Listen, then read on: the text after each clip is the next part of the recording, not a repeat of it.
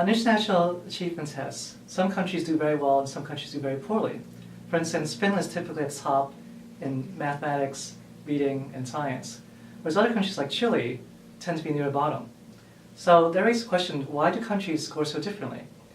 One easy answer is some countries are richer, and that's partially true. Richer countries, on average, tend to do better than poorer countries. But that's not the entire story.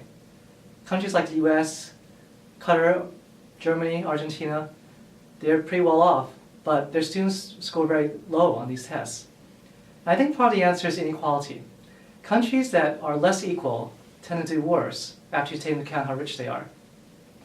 And so there are a couple of mechanisms by which inequality reduces student test scores overall. One is simply that countries that are less equal tend to put fewer resources into the education system. So very wealthy families will spend a lot of money on their kids, buy computers, books for their home, and they typically won't want to invest all this money into other people's children. So they tend to have less support for public education. So public schools have fewer resources, and there are fewer public resources in general, for instance, museums, libraries. So overall, there are fewer educational resources. So overall, students do worse in those countries. A second reason is inefficiency, what economists call diminishing marginal returns. So for example, let's say you're thirsty, and I give you 2 bottles of water.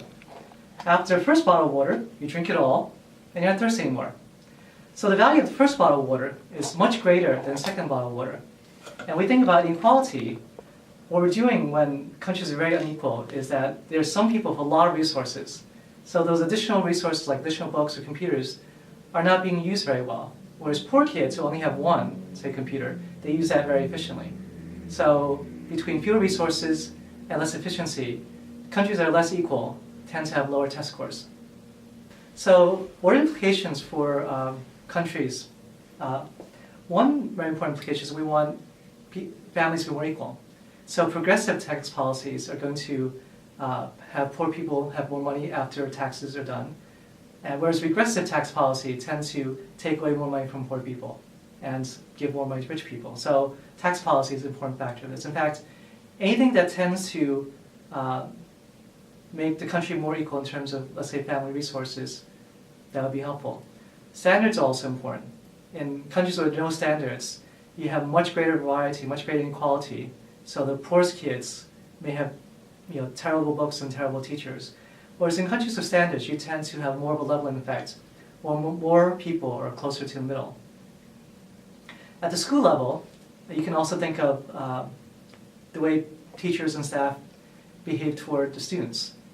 There's a tendency for people to help other people like themselves. So people who are better off, middle class or upper class teachers and staff tend to help students who are more like themselves. And they tend to view students who are poor and dressed differently, they tend to give them less attention.